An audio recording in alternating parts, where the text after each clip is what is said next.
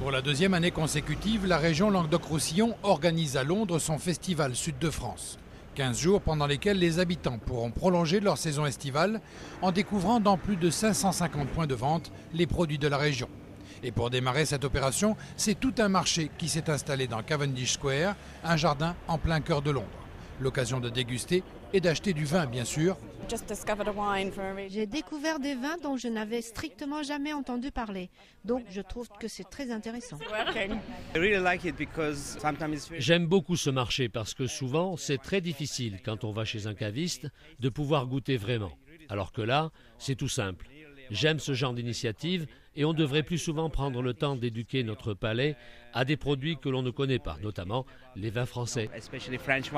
L'occasion aussi de découvrir de nombreux produits agroalimentaires, de l'huile d'olive, des gâteaux comme les fameuses zézettes de Sète ou les rousquilles du Roussillon, du miel, des confitures ou encore des plats cuisinés. Bref, tout un festival de goût et de saveurs.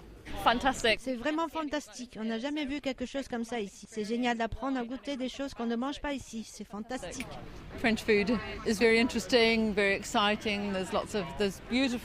La nourriture française est vraiment formidable. Il y a les olives, excellentes, et aussi l'huile d'olive. C'est très intéressant.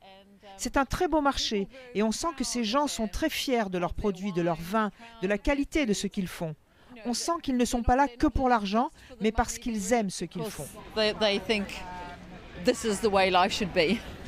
Tout au long de la journée, devant les 23 stands de producteurs présents, la foule se presse. Plus de 1500 personnes qui flânent, goûtent, discutent. Même le soleil sud de France est de la partie dans le ciel londonien. Au programme, des formations à la dégustation de vin, mais également, chose peut-être plus surprenante pour nos voisins d'outre-Manche, des dégustations d'huile d'olive.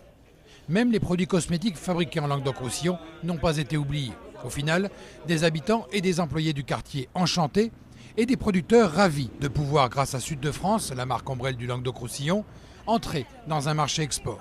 Chose qui n'est pas toujours évidente quand on est une petite PME régionale. Or, tout seul, on ferait l'expérience éventuellement d'un contact. Et puis point, quoi.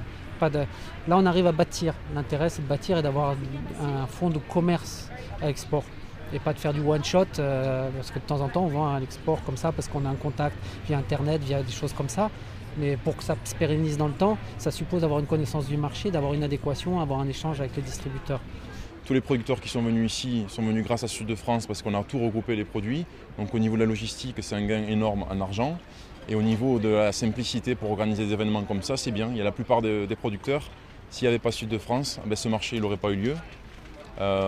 Et puis il y a plein de salons auxquels ils ne viendraient pas parce qu'ils n'ont pas le pouvoir avec l'argent, la logistique d'organiser des choses comme ça. Et à plusieurs, l'union fait la force comme on dit. On met tous les moyens de la région, on met tous les moyens de Sud de France Export pour aider nos PMI, nos PME, nos entreprises régionales à attaquer le marché international.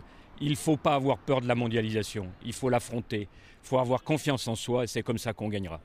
Et pour faire gagner les entreprises régionales à l'étranger, la région mise sur Sud de France Export et l'ensemble des maisons du Languedoc-Roussillon installées de par le monde, Londres donc, mais aussi Shanghai, New York, Bruxelles et prochainement Casablanca.